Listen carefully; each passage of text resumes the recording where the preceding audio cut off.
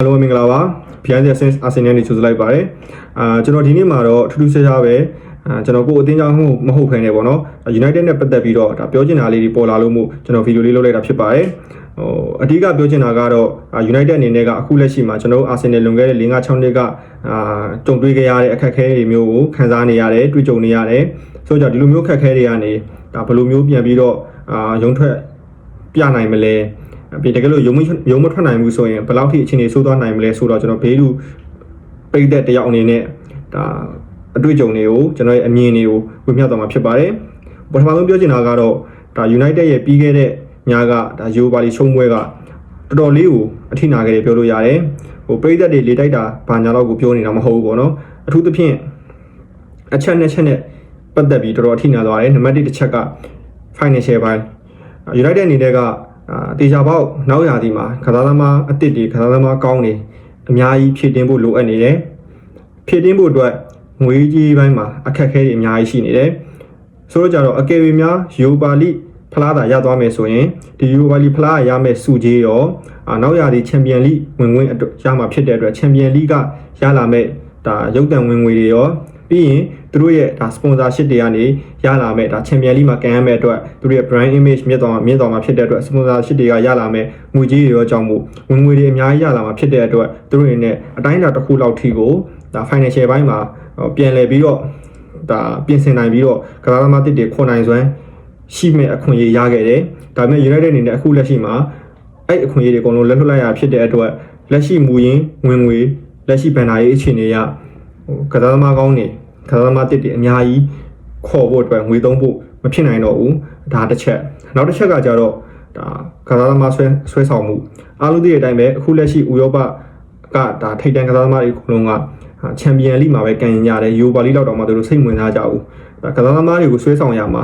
အားလုံးသိတဲ့အတိုင်းချန်ပီယံလိမှာကန်ရတယ်ချန်ပီယံလိဝင်ဝင်ရတယ်ဆိုတော့ဒါဆွဲဆောင်နိုင်မှုကအရန်ကိုအရေးပါတဲ့အချက်တစ်ချက်အနေနဲ့ပါတယ်ဒါပေမဲ့ United အနေနဲ့ကလာမယ့်ရာသီမှာချန်ပီယံလိလည်းဝင်ဝင်မရဘူးယူပါလိလည်းဝင်ဝင်မရဘူး Conference League လည်းဝင်ဝင်မရတဲ့အတွက်တော်ရုံတရုံကစားသမားကောင်းတွေကိုဆွဲဆောင်မှုဆိုတော့တော်တော်လေးခတ်သွားပြီဥပမာအပြင်အခုဒါလက်ရှိတိုက်စစ်ပိုင်းတွေမှာနာမည်ကြီးနေတဲ့ဒါ Victor Gyökeres တို့ Benjamin Sesko တို့ပြီးရင် Nico Williams တို့ Rodrigo တို့အဲ့လိုမျိုးထိပ်တန်းကစားသမားမျိုးတွေအထူးသဖြင့်ဒါတကယ်အင်အားကြီးပြိုင်ဘက်အသင်းချင်းရှင်ပြီးလိုက်နေတဲ့ကစားသမားမျိုးတွေကိုတခြားပြိုင်ဘက်အသင်းတွေထက်ကြော်ပြီးတော့ဆွဲဆောင်နိုင်ဖို့ဆိုတာမဖြစ်တဲ့လောက်ကိုမ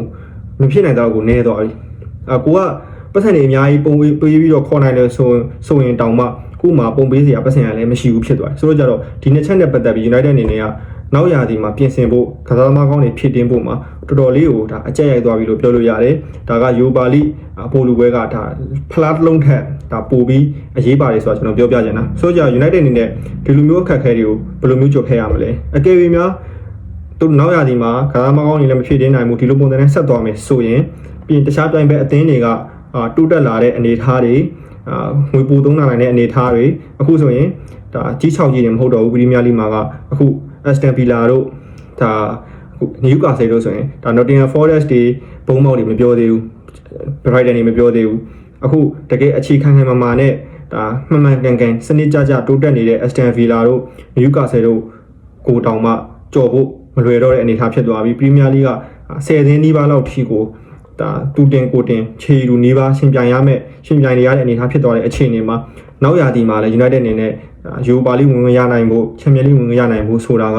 တော်တော်လေးကိုဒီပုံစံတိုင်းဆိုရင်အခွင့်အရေးနည်းသွားပြီလို့ပြောလို့ရတယ်ဆိုတော့ကြတော့ဒီလိုမျိုးအနေအထားတွေဘယ်လိုမျိုးပြန်ပြီးပြင်ဆင်ရမလဲကျွန်တော်တို့ဒါဆွေးနွေးသုံးသပ်ဖို့လိုတယ်ကျွန်တော်အမြင်ကတော့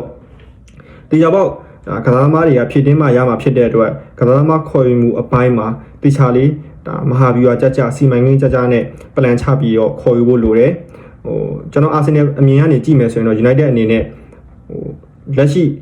ငွေရာသီပြောင်းရွှေ့ကာလမှာတကယ်ထိပ်တန်းပြစ်မှတ်တွေဖြစ်တဲ့နာမည်ကြီးနေတဲ့အသင်းတိုင်းဒီပါလိုင်းနေကြတဲ့ဥရောပအသင်းကြီးပြိုင်ပြီးလိုက်နေကြတဲ့ကစားသမားတွေစာရင်ဒုတိယတန်းအတန်းစားကစားသမားတွေကိုဦးစားပေးခေါ်တဲ့နဲ့ဒုတိယတန်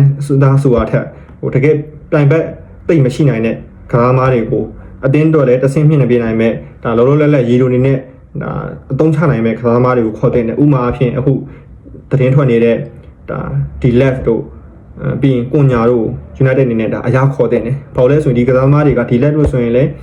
ကိုအသင်းကတန်းဆင်းသွားတာဖြစ်တဲ့အတွက်တေချာပေါက်ကိုအသင်းမှာနေတဲ့ဆိုင်ရ United ကသူ့အတွက်ကောင်းမွန်တဲ့အခွင့်အရေးဖြစ်မှာပဲဒီအပြင်တခြားပြိုင်ဘက်တွေကိုကြည့်မယ်ဆိုရင်ဒီလက်ကိုဒါရှင်လိုက်နေတဲ့ပြိုင်ဘက်ဆိုတာနည်းနည်းရှားတယ် Chelsea လောက်ပဲဟိုတလောအတန်းထွက်ပြန် Chelsea လောက်ဟိုတလောအတန်းငြိမ်သွားပြီဆိုတော့အဲ့လိုမျိုးပြိုင်ဘက်မရှိတဲ့ကစားသမားတွေကိ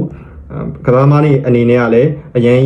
်မာနတွေမမြင်သေးခင်အရင်ရီမန်းချက်တွေမကြီးသေးခင်မြန်လေးခေါ်ထားတဲ့နဲ့ပြီးကွန်ညာတို့ဆိုတဲ့အတိုင်းပဲအသက်အရွယ်တစ်ခုရနေပြီ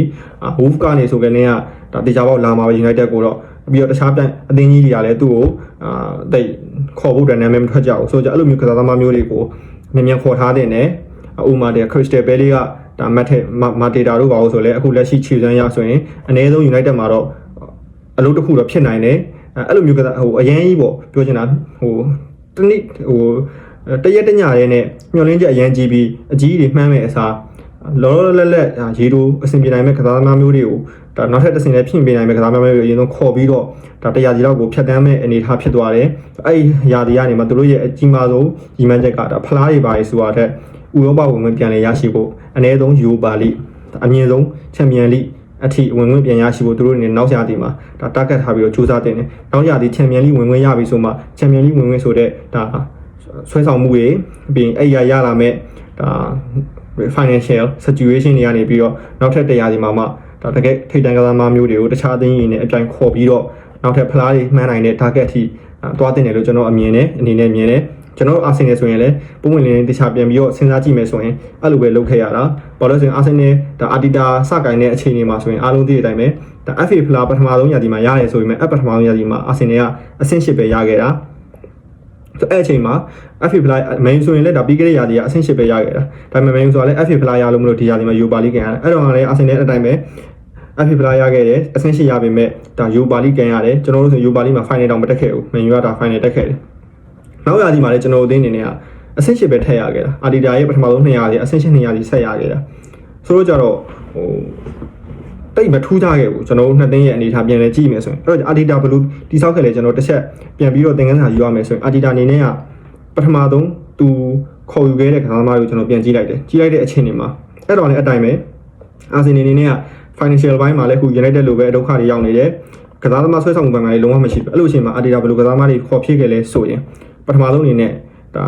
ါပြိုင်ပွဲမရှိတဲ့အာဆင်နယ်တော့တစ်ဆင့်မြင့်ပေးနိုင်မယ့်ကစားသမားတွေဥမာဂါဗီယယ်ဂျေဆုစ်နဲ့ဆင်ချန်ကိုအာဆင်နယ်ခေါ်အာတီတာခေါ်လိုက်တယ်ဟိုသူတို့အနေနဲ့ကအဲ့ချိန်မှာမန်ချက်စတာစီးတီးမှာလည်းတိတ်နေရမရတော့ဘူး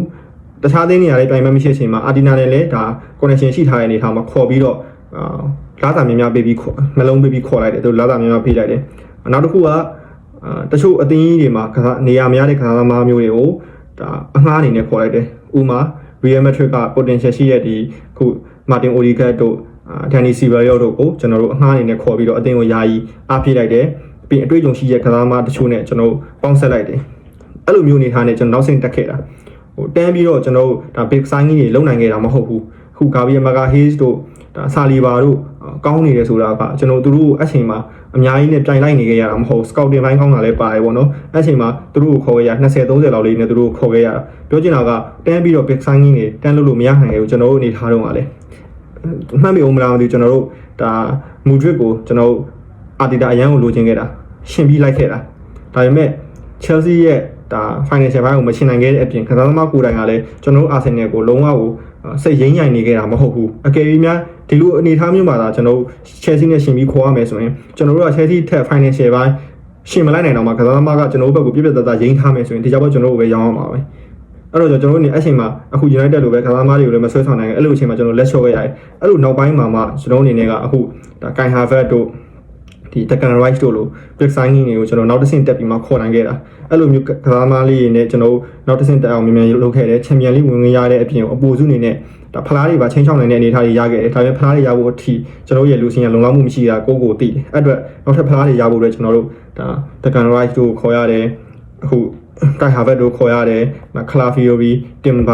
ာဒီလိုမျိုးကစားသမားမျိုးတွေကျွန်တော်တို့အဆက်ဒါဖြည့်တင်းခဲ့ရပါတော့ဖလားတွေကျွန်တော်မရသေးဘူးဆိုပေမဲ့ကျွန်တော်တို့ရဲ့ခြေစွမ်းတွေကဒါဖလားတွေရဖို့အတွက်ထိုက်တန်နေပြီဆိုတော့ကျွန်တော်တို့ဒါလူတိုင်းအနေနဲ့မပြောလဲဒါသိမှာပဲအဲ့လိုအနေထားထိကြောင်းကျွန်တော်စူးစမ်းခဲ့ရတာဖြစ်တယ်ပေါ့နော်အခုကြောင့်မှကျွန်တော်ဒါမာတင်ဇူဝီမန်ဒီတို့ဆိုလဲရှင်းပြောရရင် ဒါ Real Madrid တို့ကလည်းစိတ်ဝင်စားတယ် Liverpool တို့ကလည်းစိတ်ဝင်စားတယ်ခေါ်တယ်ကြိုးစားတယ်ဒါပေမဲ့ကျွန်တော် Arsenal အသင်းအနေနဲ့သူတို့အဲ့လိုအသင်းတွေနဲ့ရှင်ပြီးတော့တောင်မှကိုကလက်ဦးကောင်ခေါ်နိုင်တဲ့ဒါဆွဲဆောင်မှုမျိုးဒါ financial ဘက်တောင့်တင်းမှုမျိုးကျွန်တော်အနေထားခုတိဆောက်နိုင်ခဲ့ပြီဖြစ်တယ်ပေါ့နော်အဲ့လိုပဲ United အနေနဲ့လည်းအခုလာမယ့်နှစ်မှာတော့ကျွန်တော်ပထမဆုံး Arteta ပထမဆုံး phase မှာတိဆောက်ခဲ့တဲ့ပုံစံအတိုင်းပဲကစားသမားတွေကိုကိုအသင်းအတွက်တကယ်ကိုနောက်တစ်ဆင့်ပို့ပေးနိုင်မယ့်ကစားသမားမျိုးတွေကိုတိုင်ပတ်မရှိတဲ့အနေအထားတွေကနေခေါ်ရမယ်တခြားကိုစစ်စစ်ပြီးခေါ်ရမယ် scout ကောင်းကောင်းလုပ်ရမယ်ဈေးလည်းအရင်မသုံးရဘူးကစားသမားတွေတိုင်လည်းမလိုက်ရဘူးပြီးနောက်တစ်ခုကတချို့ရေတို့အဆင်ပြေနိုင်မဲ့ဒါအသင်းကြီးတွေမှာ potential ရှိပြီးတော့နေရာများသေးတဲ့ကစားသမားမျိုးတွေကိုဒါအငှားအနေနဲ့ခေါ်ပြီးတော့ဒီလိုမျိုးပုံစံမျိုးနဲ့နောက်ရာသီမှာ United အနေနဲ့တိဆောက်တင်တယ်လို့မြင်တယ်ပရိသတ်တွေအနေနဲ့လည်းအရင်လောကမကြည့်တင်ဘူးဒီကနေမှဒီယိုပါလိဖြစ်ဖြစ်ဝင်ရရင်မရရင်ချန်ပီယံလိအမြင့်ဆုံးရရင်ရအဲ့လိုကနေမှနောက်တစ်ဆင့်ချင်းတက်သွားဖို့အတွက်လိုအပ်တယ်လို့ထင်တယ်နေချင်းညာချင်းတော့တေချာပေါက်တိုးတက်လာမှာတော့မဟုတ်ဘူးလက်ရှိအနေအထားကြီးကနေချင်းညာချင်းတိုးတက်ဖို့အတွက်အရန်ကိုမျှော်လင့်နေတဲ့လောဘကြီးနေဆိုရင်တော့ဒီထက်ပိုဆိုးသွားဖို့ပဲရှိတယ်ဘာလို့လဲဆိုရင်ကျွန်တော်ရှင်းရပြောခဲ့တဲ့အတိုင်းပဲပရီးမီးယားလိဂ်က business တင်မဟုတ်တော့ဘူး Aston Villa တို့ Newcastle တို့တေချာပေါက်ထပ်တက်ဖို့လိုတယ်ဒီပြင်နောက်ရာသီမှာထပ်ပြီးပေါ်ထွန်းလာအောင်မဲ့ဒါပေါက်ကောင်အသင်းတွေရုပ်တရက်ခြေစမ်းပြမဲ့အသင်းတွေလည်းရှိလာအောင်ပါပဲအခုဆိုရင်ဒါ Brentford တို့ Aston Villa ဒီ Crystal Palace တို့ Brighton တို့ဘုံမောက်တို့ကလည်း Fulham တို့ကလည်းတော်တော်လေးကိုအသင်းကြီးတိုင်းကိုဒုက္ခပေးတဲ့အနေအထားဖြစ်နေပြီဖြစ်တဲ့အတွက်တေချာပေါက်နောက်ရာသီကခက်ခဲမှာဖြစ်လို့ United အနေနဲ့ဟိုအရင်အခြေအနေစိုးမသွားခင်မှာဒီကာလမှာအရှုံးကိုခံစားနေကြတဲ့ဆိုင်အခုလိုမျိုးနီးမှန်လမ်းမှန်နဲ့ဘယ်လိုမျိုးတွတ်တက်ရမလဲဆိုတဲ့နီးလမ်းကိုကျွန်တော်သုံးသက်တင်ဟိုလိုပြောမလဲသုံးသက်ပြီးတော့ဖြည့်ရှင်းတင်တယ်လို့ထင်တဲ့အကြောင်းကိုဒါကျွန်တော်တွေးမိတဲ့အတွက်ဒီဗီဒီယိုလုပ်နေတာဖြစ်ပါတယ်ဟိုဒီဗီဒီယိုကိုဒါ United ပြည်သက်တွေကြည့်ပြမယ်ဆိုရင်လည်းဒါကျွန်တော်နဲ့အတွေးတူလားမတူလားကွန်မန့်မှာဝင်ရောက်ဆွေးနွေးတော့ပြလို့ရပါတယ်ဒါ Arsenal ပြည်သက်တွေအနေနဲ့လည်းကျွန်တော်တခြားတင်းအကြောင်းပြောလို့ဒါစိတ်ကွက်သွားရှင်လည်းဒါတောင်းပန်ပါရလို့ပဲကြိုပြီးတော့မြေတားရက်ခံနေပါတယ်အားလုံးကျေးဇူးတင်ပါတယ်